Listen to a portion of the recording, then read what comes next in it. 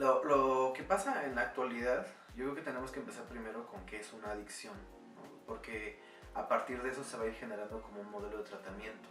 En la actualidad, bueno, se concibe la adicción como una enfermedad. Lo más común sería una adicción a una sustancia, como puede ser el alcohol o drogas ilegales. Pero también se habla de adicciones a conductas. Por ejemplo, hay quienes son adictos a personas o son adictos a situaciones como el juego, en la actualidad como a las redes sociales o a la pornografía o al sexo o a la violencia, a las relaciones destructivas. Adicción, digamos que es como todo un conjunto de síntomas que nos van a decir que bueno, el sujeto ya no puede parar o tiene como una gran necesidad de hacer algo. Cuando hablamos de una enfermedad lo estamos enfocando desde el modelo médico, es decir, es una enfermedad y como tal la enfermedad requiere un tratamiento. Pero bueno, creo que también hay otros enfoques que no se han trabajado a profundidad. No se ha entendido que también la adicción es un problema social, es decir, es un problema que nos atañe a todos. La adicción también forma parte de la sociedad en la que vivimos. Por ejemplo, en la actualidad todo es rápido.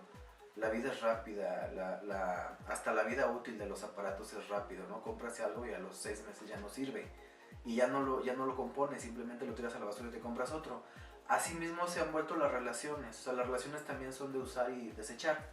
Por eso en la actualidad tenemos un gran problema en las situaciones de vida, porque las personas ya quieren como todo rápido. Y así como quieren todo rápido, también la rehabilitación la quieren como de una manera rápida. Es decir, yo quiero que en 30, 60 o 90 días voy a quitarme este problema que he cargado durante años. Y ahí es donde vienen los problemas en los tratamientos, ahí es donde de repente se fracasa, porque solo nos estamos enfocando en el síntoma. Es decir, mientras yo te quite la sustancia, mientras yo te quite esta situación que te causa problema, ya estás curado. Yo creo que la curación va más allá de eso. Es decir, es profundizar, entender qué es lo que está pasando con el sujeto para que pueda salir adelante.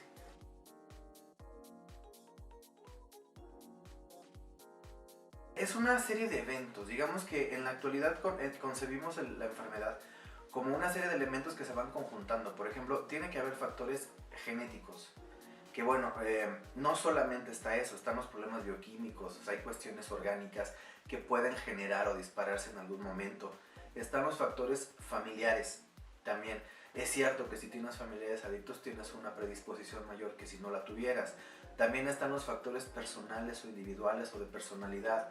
Hay situaciones que de repente el sujeto enfrenta, no puede solucionar y por lo tanto, bueno, una adicción está ahí. Están los factores escolares, están los factores espirituales. Todo eso se conjunta y podemos estar como, es como una bomba de tiempo. O sea, entre más factores tengas en contra, es más fácil que caigas en una adicción. No podemos decir que solamente por un factor el sujeto generó la adicción, porque no es así. No es cierto que solamente porque tiene un abuelo que sea alcohólico o drogadicto, o solamente porque tuvo un problema en la escuela y lo corrieron. No, es una serie de cosas que se van conjuntando. Y ahí es donde entendemos el problema en la rehabilitación. Así como cada sujeto es diferente, cada tratamiento tiene que estar enfocado en fortalecer aquellos puntos débiles que tiene el sujeto. Por lo tanto, lo que a mí me puede servir para rehabilitarme, a ti no. Porque tenemos vidas diferentes, historiales diferentes, entonces somos distintos. Por lo tanto, el tratamiento tendría que ir enfocado en esos problemas y en desarrollar ciertas herramientas para la vida y ciertas habilidades que te permitan salir adelante. Ojo, no enfocándome tanto en si consumes o no consumes. Eso solo es un síntoma. La enfermedad no es eso, la enfermedad va mucho más profundo que eso.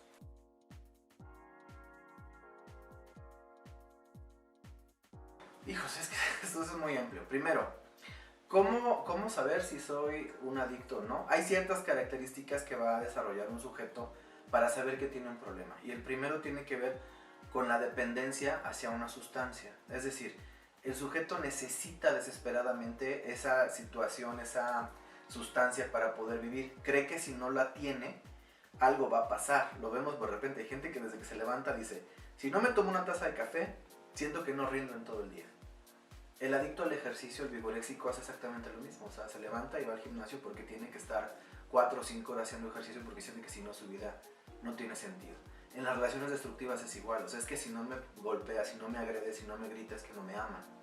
Entonces, la primera parte es esa.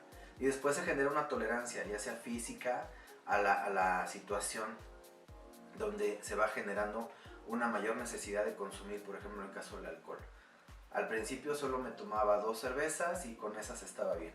Y con el tiempo eso va aumentando cada vez más hasta que llega un punto en el que el sujeto necesita una gran cantidad de sustancia para conseguir el efecto inicial. Y la parte más importante tiene que ver como un síndrome de abstinencia. ¿Qué pasa cuando yo dejo de hacer algo? Cuando yo suspendo mi consumo, algo va a pasar en mi organismo, mi cuerpo me va a pedir esta sustancia. Y nosotros nos enfocábamos específicamente en el consumo, pero ¿qué pasa cuando de repente al adolescente le quitas el celular? Ya no puede estar en redes sociales, entra en abstinencia, igual que cuando a un sujeto le quitas el alcohol, ¿no? Y se ponen locos, y se ponen agresivos, y se ponen violentos, y gritan, y patalean. Es más, lo refieren como se sienten hasta desnudos. Si un día se les olvidó el celular en la casa, tienen que regresarse, ya no hacen todo lo que tenían que hacer porque sienten que algo malo va a pasar.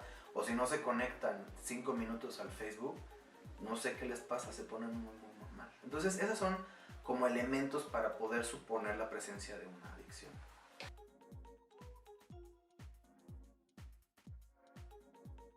Se enfrentan como una serie de rechazos sociales.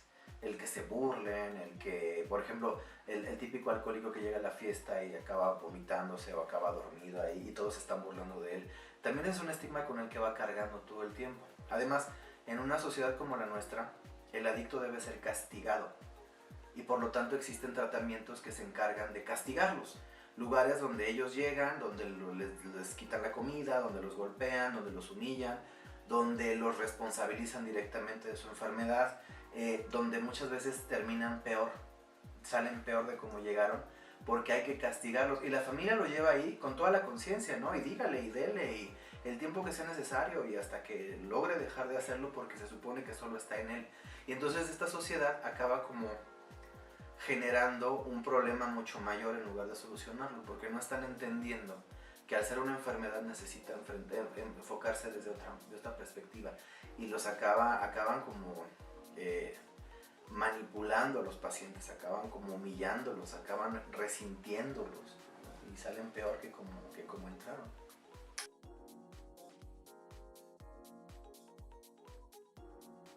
Yo siempre que platico con las familias de los adictos, les digo que la parte más penosa, la parte más complicada de tener un hijo adicto es asumirlo. Porque es muy difícil para el papá decir, sí, mi hijo se droga, mi hijo hace esto, porque lo primero que tratamos de hacer es minimizarlo. No, es que no pasa nada, es que todos los chavos de su edad lo hacen, es que todos los que se juntan ahí en la colonia hacen exactamente lo mismo. Entonces tratamos como de minimizar el problema y lo dejamos así. Y yo les decía, cuando nace el niño, cuando es bebé, los papás tienen muchas expectativas sobre él y dicen, cuando crezca va a ser abogado, va a ser arquitecto, va a ser médico, pero jamás pensaron que su hijo iba a ser adicto, jamás pensaron que iba a terminar anexado o internado en una clínica. Eso ningún papá lo piensa, pero son cosas que suceden y el punto es cómo las familias logran asumir esa responsabilidad y enfrentarla, y eso es lo más difícil. Cristóbal,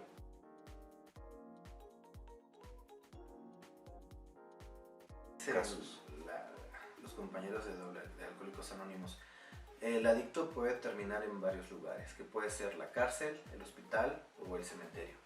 Una adicción puede llegar a destruir tu vida completamente, y no solamente tu vida, destruyes la vida de todos los que lo rodean.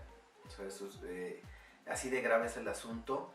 Y desafortunadamente a veces cuando llegan las personas a pedir ayuda es porque ya es muy tarde o porque en muchos casos ya acuden a otros lugares donde no se les pudo brindar la atención adecuada y ya cuando llegan pues ya llegan con secuelas muy graves de la enfermedad.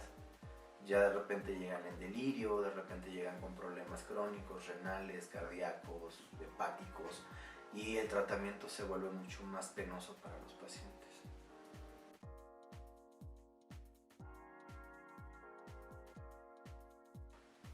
Ok, mira, hay de repente también muchos mitos en cuanto a esto, de que te dicen que si el adicto no quiere dejar de consumir no lo va a hacer.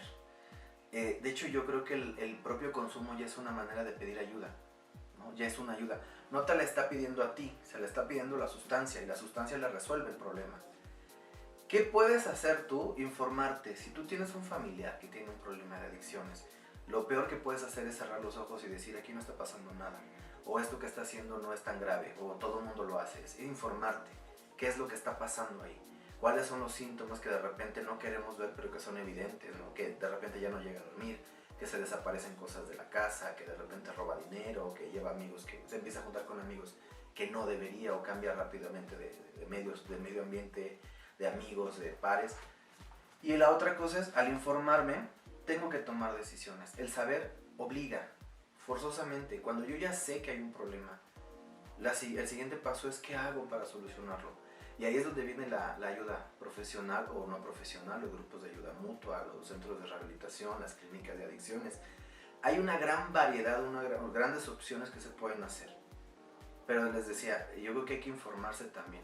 En este caso, saber que el sujeto puede rehabilitarse y puede salir adelante. Pero si yo no estoy haciendo nada, si yo lo minimizo o si lo hago al lado, pues nunca va a pasar.